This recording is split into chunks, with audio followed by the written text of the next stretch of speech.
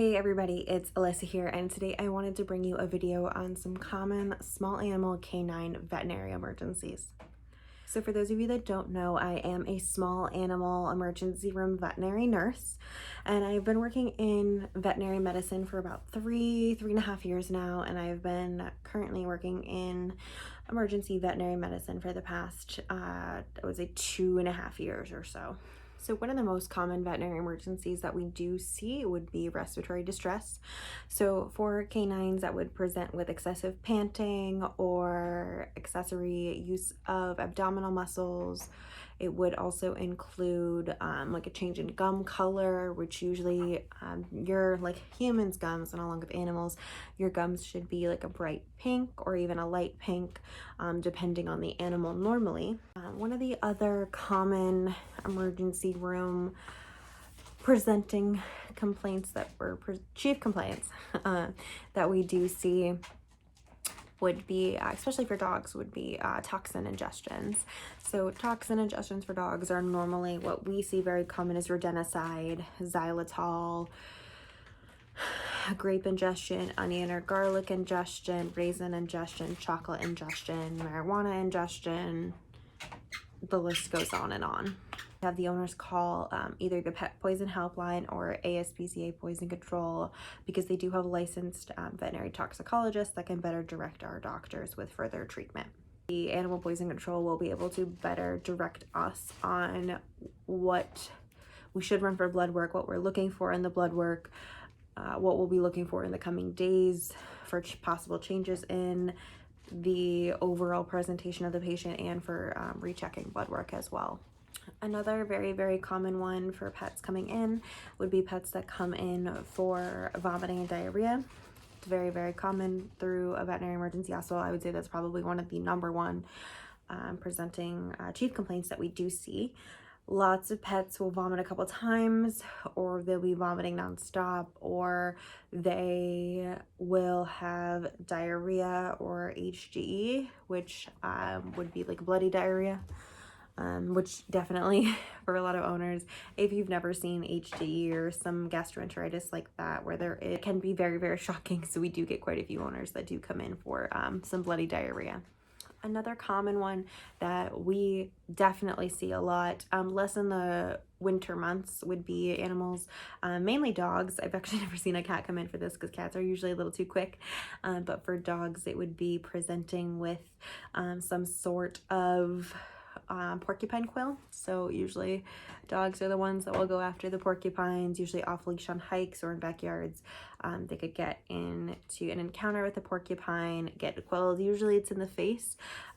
Sometimes it is in the chest or other areas of the body. I have seen multiple dogs that seem to like roll in the porcupine quills, and they're like on their back or on their butt, and I'm like, I don't know what you did there. But for any sort of porcupine quill, it is normally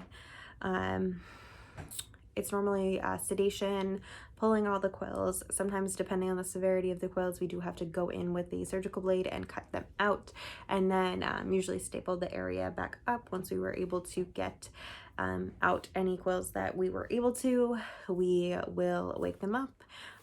As long as their recovery is uneventful, most of the time we do not have to run blood work or anything, but depending on the severity of the quill and depending on the animal itself, on like their life stage, sometimes we do have to run blood work or place an IV catheter beforehand. But yeah, otherwise, depending on the doctor, sometimes the doctors send home medications, most of the time they don't.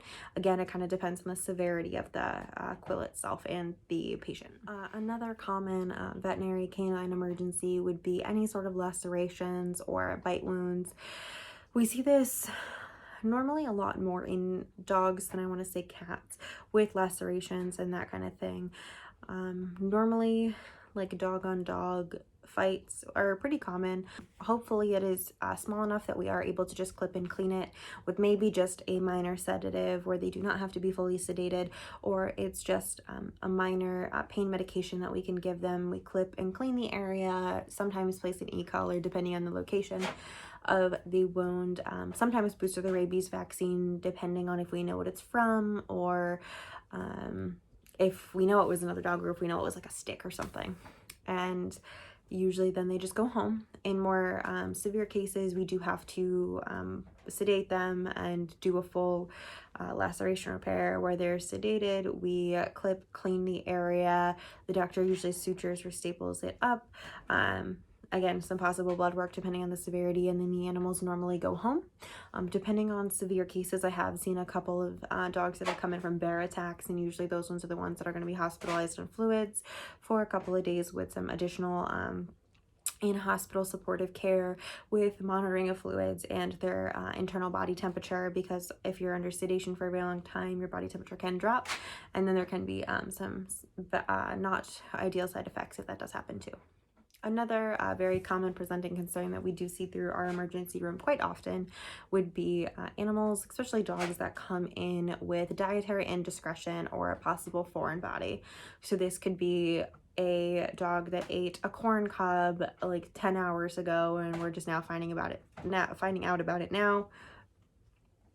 Or we saw a dog eat like an entire toy, like swallowed it whole, that kind of thing.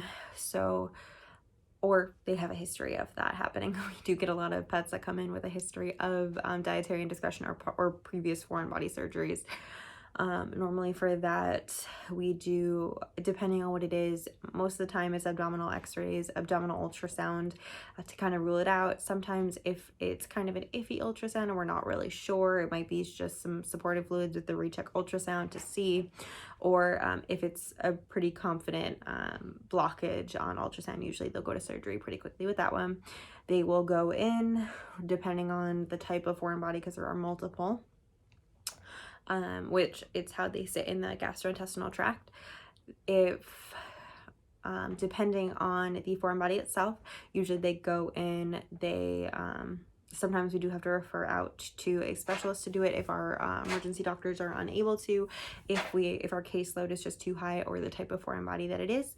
Most of the time our doctors are able to perform these surgeries, and then the patient is usually, once that foreign body is removed and the patient is closed back up, normally they will recover in our ICU for another day or two, just to make sure that we can get them eating and everything before they go home.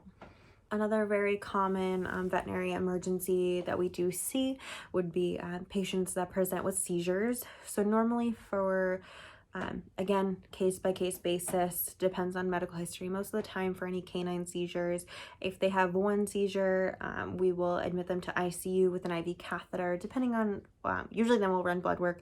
Depending on the blood work, they may or may not need IV fluids. If they have a known heart condition, we probably won't put them on fluids, and I'd be monitoring them in ICU while getting them regulated on medication if necessary. Sometimes, if it's just one seizure, we do not start the animal on medication, and we kind of wait and see if it was like a one-off, something that just kind of happened, or if it's going to present as something like cluster seizures, which is multiple small seizures together. That's when we get more concerned that there could be something additional or neurologic going on. For those patients, we do monitor them in our ICU, try to get them regulated on medications. Hopefully they do not have another seizure in our care. Sometimes we do end up referring them out to a facility that has a neurologist, because unfortunately our facility does not. Or they get discharged and go home as outpatient care with monitoring and with instructions to go see a neurologist later on. Another very common and unfortunate thing we do see quite a bit more in the warmer months would be animals, especially normally dogs, that come in as hit by a car, or in veterinary terms it is called an HBC. Usually these cases are either the patient's relatively fine, we take some x-rays, we do a quick scan to see if there's any free fluid in the chest or abdomen. Depending if everything looks fine, normally they just go home for additional monitoring. But there are a lot of severe cases that we do see where the animal comes in, they have either internal bleeding, or if they have any free fluid anywhere, or I've seen a lot of big dogs come in with a broken pelvis. I've seen dogs that come in that need chest tubes placed like as soon as they get there. I've seen a lot of them come in and not be mentally appropriate.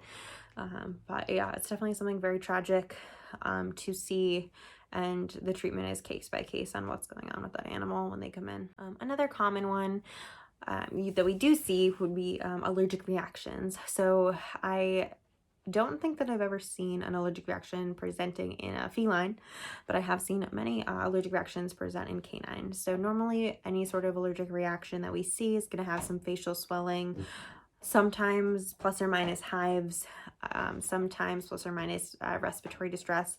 I have not seen any animals presenting for an allergic reaction in severe respiratory distress, but it can escalate if the allergic reaction is not managed. It can escalate depending on the animal, depending on their reaction to it. Just like people, it could escalate into an anaphylactic reaction. So just we have to keep a very close eye on those patients. Normally when a patient comes in with facial swelling or hives, we usually give them an injection of Benadryl and a steroid, and then we wait 30 minutes, see if the swelling or hives or whatever they came in for is resolving. If not, we usually give them a second dose, and then normally they do go home. If they are presenting with some sort of anaphylactic type reaction, we usually place an IV catheter and we get them hospitalized for additional monitoring and additional treatment.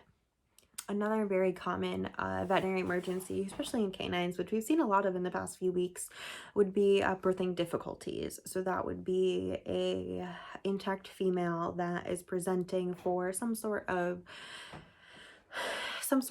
either she had started having contractions or appearing like she was in labor. She could not have passed any puppies. She could have passed some puppies and are now having issues. In the past, I would say 2 or 3 weeks, we have seen a lot of our doctors go to surgery for something called the Dystocia, which is normally either there's a baby stuck in the birth canal or there is another problem with the giving birth process.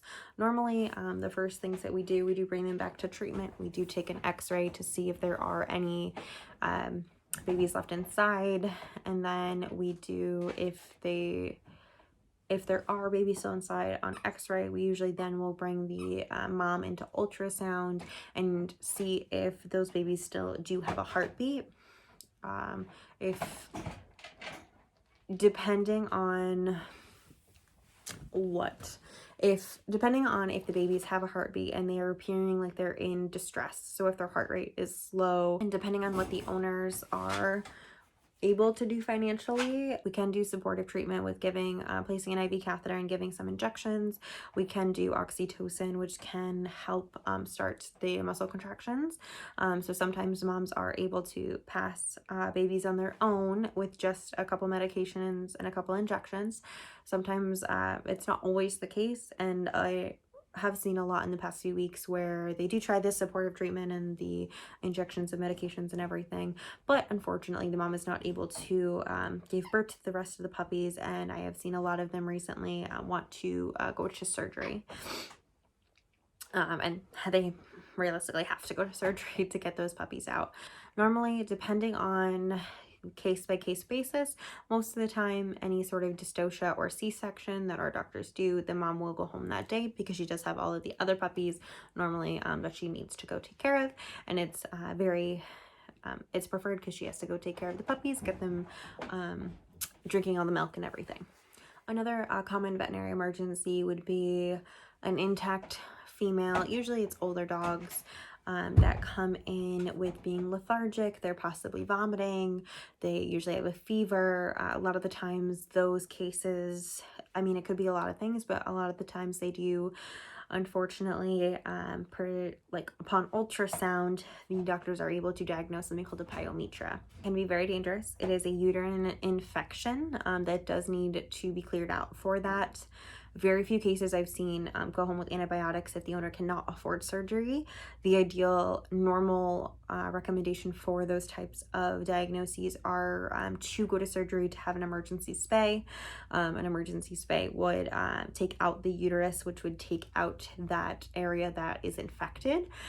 It's kind of the same lines as a couple of the other ones before. If they do not go in and clear out that infection, unfortunately the pet can become septic if she is like that for too long, and she can pass away if not fully treated for that. Another very common veterinary emergency would be something called bloat, or the abbreviation GDV. This presents as, normally it's a bigger dog. It doesn't have to be a bigger dog, but normally it presents as a larger breed dog. So a Great Dane, an Akita, a Doberman, Labs, very common. I've even seen Basset Hounds. I have not seen any super small animals that this has happened to, where they present with unproductive vomiting or retching, or they're usually pawing, they can't lay down, they're doing like, they're bowing, they can't get comfortable.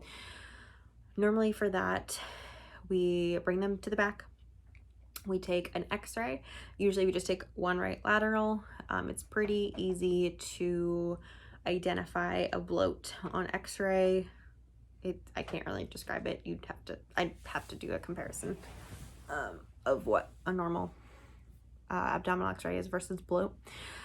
But usually with a bloat, the stomach has flipped on itself and is now like building up with air, is usually what that is, which is very, very dangerous because it can cause the stomach to rupture, which is very, very, very dangerous. So usually the only cure for that would be to go to an emergency surgery and have something called the gastropexy. And normally the most severe emergency that we see, where they need to go to emergency surgery ASAP, like they need to go, we need to place an IV catheter, get blood work running, and we need to get them anesthetized now, would be a GDV or a bloat surgery. For a dystocia, Pyometra, a foreign body, those can wait a little bit. They should not wait very long. They normally do not wait very long. But a GDV needs to go ASAP. Like the owners need to make that decision on if they would like to continue treatment, because that can become a very fatal diagnosis and become very fatal very, very fast. Another very common canine emergency that we see is an animal that is straining to urinate or defecate that present with either a possible UTI, or they have stones, or they're constipated, and those are all treated in different ways. So normally if it's presenting like a UTI, we'll run a urinalysis in-house or send out with the culture or something like that. Sometimes we do have to place a urinary catheter. It's not very common in dogs, so we have to do that urinary catheter with to kind of see if there's any crystals or see if there's any stones. Sometimes you need an x-ray. X-rays can sometimes verify if there are stones present. Constipation, same thing, you take an x-ray. Usually it's an enema, supportive care. Sometimes depending on how bad the constipation is, sometimes they do have to place an NG tube and give something called Go Lightly, where it helps to break down any sort of fecal matter, and anything further that they do ingest will be able to pass more naturally and won't be as formed and hard. Another very common presenting ER concern, which unfortunately does normally not get prioritized over everything else, would be lameness. So if an animal is limping on a leg, if for some reason they are fully non-weight bearing on a leg, or multiple legs, and there is either known trauma or no known trauma, if they're either unable to use both legs either on one side or like their hind end, or if they're fully non-weight bearing, they should be seen sooner.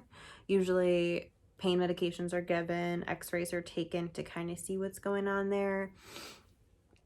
Not super common, but sometimes we usually give them a pain medication like that and then do the full doctor's exam, because if there are any breaks present, we do want to take care of those as soon as possible for the comfort of the patient, so they're not sitting there with a broken leg while everybody else is getting prioritized above them. If for some reason an animal is coming in just because they're limping, or their toe touching inconsistently on like one hind leg, unfortunately, it is definitely an emergency and definitely something that needs to be seen and evaluated, but unfortunately it is going to be like one of the lower type of emergencies, so anything more critical would unfortunately get prioritized above that normally.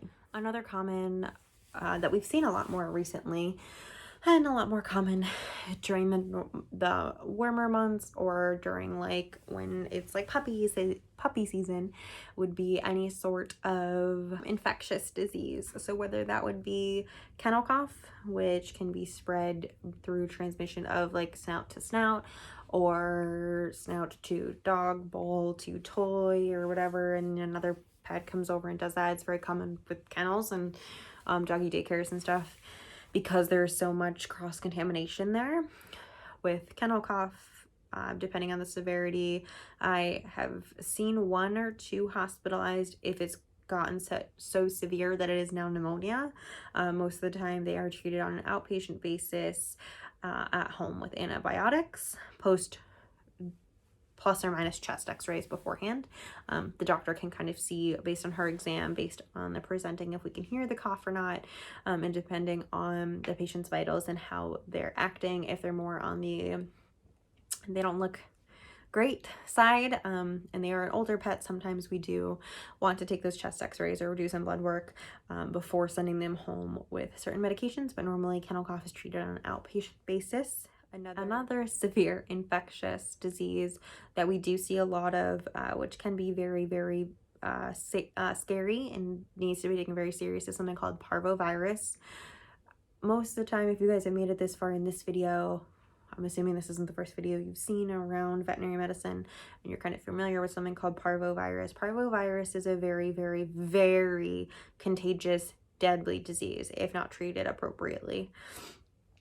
This is why vaccinating your puppies when they're very young is very, very important, because Parvo virus can be very expensive. The estimates we give to clients with animals presenting with parvo, normally the recommendation is in-hospital treatment. Would be hospitalizing the patient on IV fluids for, honestly, 3 to 7+ days. I've seen pets that have needed to be hospitalized for over a week. Sometimes plus or minus an NG tube, depending on if they're eating or not. I've seen many of these dogs vomit up their nasogastric tubes. It's a very, very severe disease. Lots of vomiting, diarrhea, not eating. In-hospital treatment will likely provide the best outcome. It cannot guarantee that the patient can live, but it is preferable to outpatient care. On a very limited basis, our doctors will do outpatient care if they cannot afford in-hospital treatment, but we do have to have the owner, with the understanding, know that their pet could still possibly die. With outpatient care of Parvo virus, sometimes their doctors will have the clients sign an AMA because they are technically leaving against medical advice, which is not in the best interest of the patient, but if an owner can't afford it, an owner can't afford it. So it's a very, very sad situation. Just please vaccinate your puppies when they're young. Keep them away from strangers. Keep them away from strange places until they are fully vaccinated. And the last thing that we see, kind of said this before, would be any sort of urinary tract infection or ear infection. Unfortunately, normally these present in canines as one of the least critical emergencies that come in through the ER. Normally ear infections, ear cytology, we'll look at the cytology under the microscope, kind of see if there's rods, cocci, bacteria, yeast, that kind of stuff. Usually we'll clean their ears in hospital if the patients allow us to, send them home with an ear cleaner and medications. And same thing kind of for UTIs, we'll run a urinalysis in-house if we're able to get urine on the patient, and send them home with an antibiotic or something like that. So thank you guys for watching. If you guys have any other videos, please leave them in the comments section down below. I hope you guys enjoyed this video of some common small animal canine veterinary emergencies. I will see you guys in my next video. Have a good rest of your day, guys. Bye, everyone.